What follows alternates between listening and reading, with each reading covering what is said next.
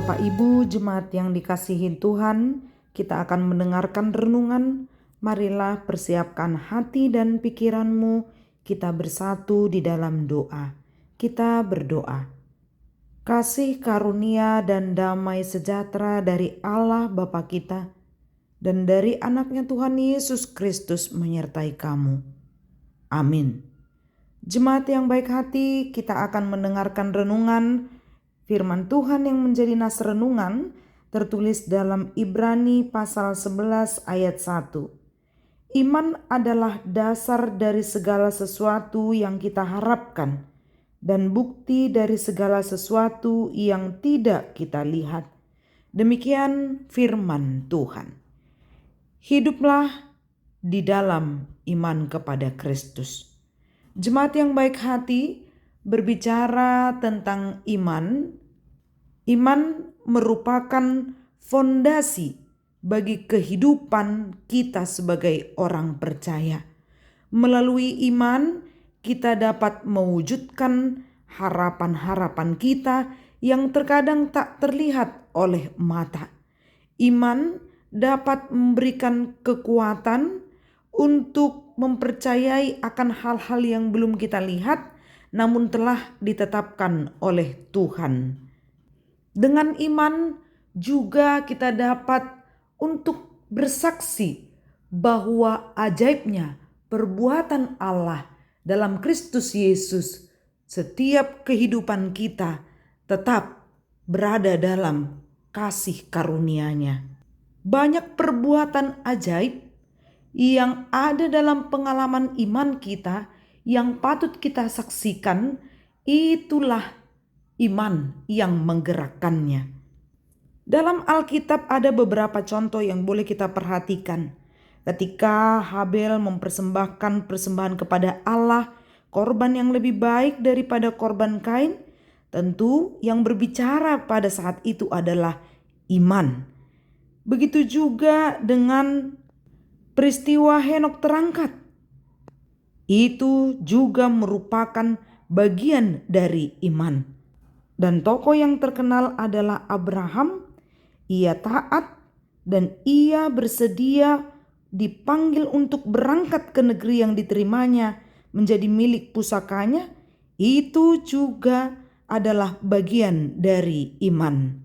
Tentu dasar dari iman itu adalah kepada Allah di dalam Kristus Yesus yang telah berkarya bagi kehidupan setiap ciptaannya.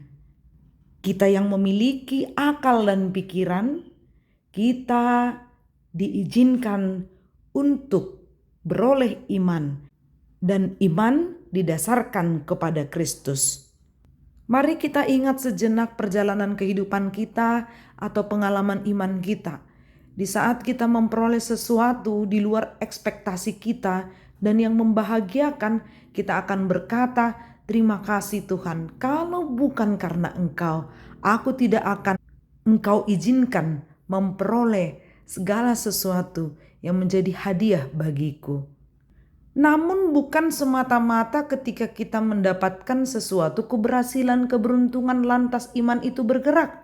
Di saat kita mendapatkan sesuatu di luar ekspektasi yang tidak kita harapkan dan menurut kita membawa kepedihan, kesedihan, duka, maka iman juga akan menggerakkan kita mengerti bahwa rancangan Allah bukanlah rancangan kecelakaan, tapi rancangan damai sejahtera. Secara otomatis ini akan sulit bagi orang yang sedang berduka atau bersedih.